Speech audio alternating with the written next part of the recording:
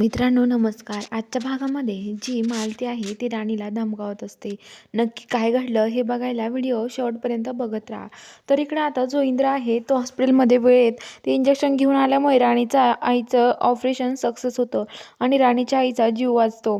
त्यामुळे राणी तर खूप खुश झालेली असते. राणीच्या डोळ्यात आनंद अश्रू येतात आणि राणी डायरेक्ट बुवांजवळ जाऊन रडायला लागते. बुवांना मिठी मारते. नंतर ती इकडं तिकडं कुणाकडे न बघता ती डायरेक्ट इंद्राजवळ जाते आणि इंद्राला पण मिठी मारते आणि म्हणते की इंद्र सर, हे सगळं तुमच्यामुळे शक्य झालं, नाहीतरी असं होऊ शकत नव्हतं. इंद्र सर, तुमच्यामुळे माझ्या आईचा जीव वाचला आहे असं बोलते. इंद्र म्हणतो की राणी, हे बघ, हे सगळं तुझ्यामुळे शक्य झालं आहे. तू पण मला साथ दिली ना, त्यामुळं. अगं राणी, तू हे सगळं घरून आणलं. अगं तुझ्या आईने साथ दिली आपल्याला आणि काळजी करू नको. राणी इंद्राला मिठी मारते आणि सगळेजण राणी आणि इंद्राकडे बघत राहतात. तर आता राणी आणि इंद्र एकमेकाकडे बघतो आणि एकमेकाला खूप मिठी मारतात घट्ट. तर आता लगेच सगळ्यांना आश्चर्य वाटतं. मालतीला तर खूप राग येतो. ती म्हणते की माझा इंद्र असं या मुलीने त्याला डायरेक्ट कशी मिठी मारली असं म्हणत असते.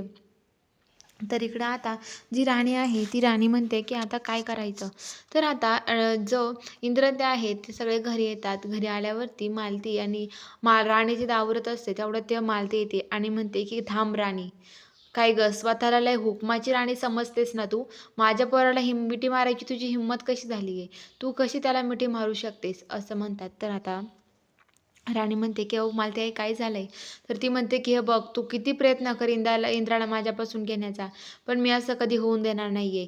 तर आता लगेच, आणि हे बघ, लवकरात लवकर तू आमचं घर सोडून निघून जा. राणीला मालती म्हणते, लवकर तू आमचं घर सोडून जाते की नाही मला सांग लवकर.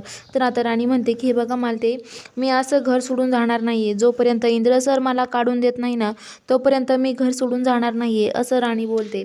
तर आता राणी असं म्हणल्यावरती ती म्हणते की इंद्र सरांनी माझ्या गळ्यात मंगळसूत्र घातलंय आणि ते जेव्हा म्हणतील ना जा हे घर सोडून, तेव्हा मी जायला तयार राहील असं म्हणते.